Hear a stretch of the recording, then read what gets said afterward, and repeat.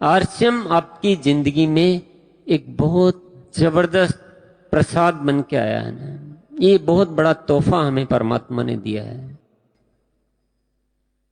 और आप सभी अच्छी तरह समझ सकते हैं कि जिंदगी में कितनी भी अनमोल चीज मिल जाए और उसकी कीमत को हम नहीं समझ सकें तो वह अनमोल चीज हमारे कुछ काम आने वाली नहीं है। इसे हम लोगों ने पता नहीं क्या समझ लिया है। आरसीएम को हम गलत समझेंगे तो हमारी जिंदगी भी गर्त में ही जाने वाली है। इतनी सुंदर चीज हमें जीवन में मिली है और हमने इसे चंद सिक्के पाने का एक तरीका समझ के इसका मजाक बना के रख दिया है। हम इसे मुफ्त का माल समझते हैं कि मेरा क्या गया है, मूड होगा तो कर लूंगा, नहीं तो। ये मुफ्त का माल नहीं है भैया, ये एक ऐसी अनमोल दौलत है जिसे इस पूरी दुनिया का अमीर से अमीर आदमी पूरी जिंदगी की दौलत लुटाकर भी नहीं खरीद सकता है।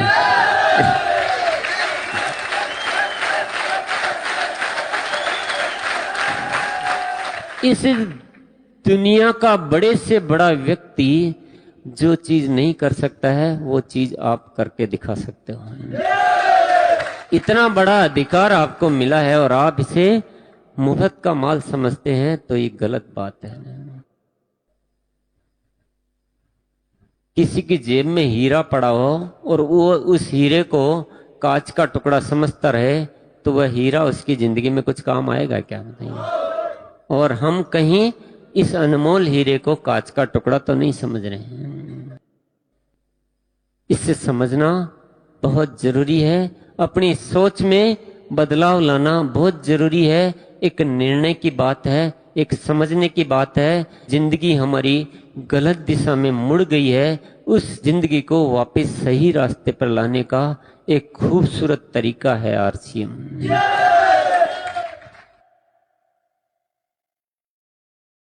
ये हमारी जिंदगी की एक पूरी की पूरी बहुत बड़ी सच्चाई से लिंक रखता है। ये किसी के व्यक्तिगत जीवन का मामला नहीं है, ये पूरे देश को बचाने का मामला है।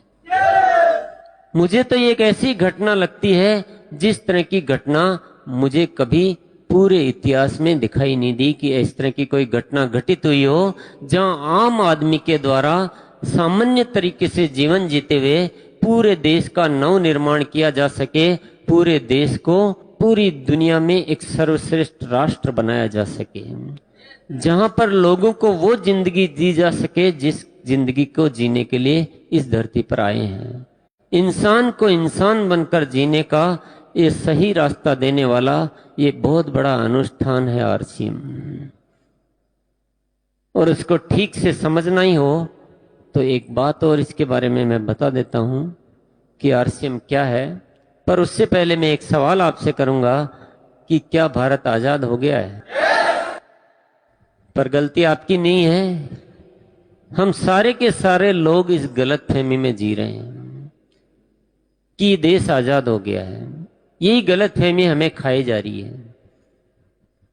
आजाद हुआ नहीं है, आजादी के काम की शुरुआत जरूर हुई थी। कुछ लोगों ने अपनी जान की कुर्बानी देकर इस आजादी के काम की शुरुआत की थी।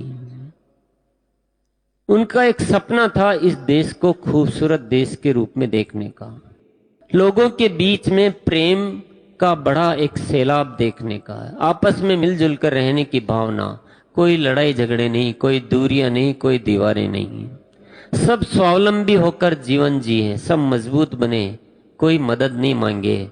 ऐसा एक खूबसूरत राष्ट्र वो देखना चाहते थे। इसी के लिए उन्होंने एक काम की शुरुआत की, भले उनको अपनी जान की कुर्बानी भी देनी पड़ी। पर जरा सोचने की बात यह है कि क्या उनका सपना पूरा हो गया? उनका सपना तो अधूरा है। उन्हें पता होता कि हमारे यह काम शुरू करने के बाद तो इस देश की स्थिति और भी खराब होती जाएगी, तो शायद कभी भी वो अपनी जान की कुर्बानी नहीं देते।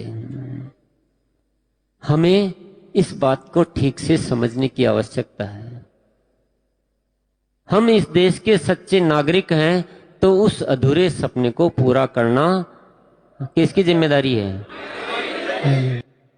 अरे वो लोग हमारे लिए इतना कुछ करके चले गए क्या हम आगे का काम नहीं कर सकते हैं? क्या हमारी रगों में भारत माँ का खून नहीं है? कर सकते हैं। वो हमारे जो साथी थे, वो क्या कहकर चले गए, कभी उनकी दिल की आवाज तो सुन लीजिए, कभी उनकी पुकार को तो सुन लीजिए। कर चले हम फिदा जानो तन साथियों, अब तुम्हारे हवाले वतन साथियों।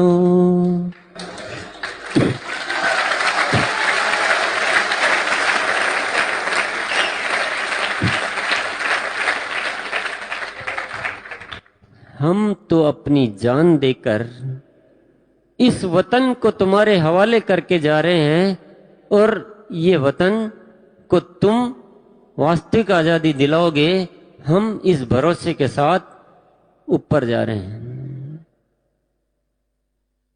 और ये आरसीएम इस धरती पर इसलिए आया है ताकि उन वीर पुरुषों के अधूरे सपने को पूरा किया जाए।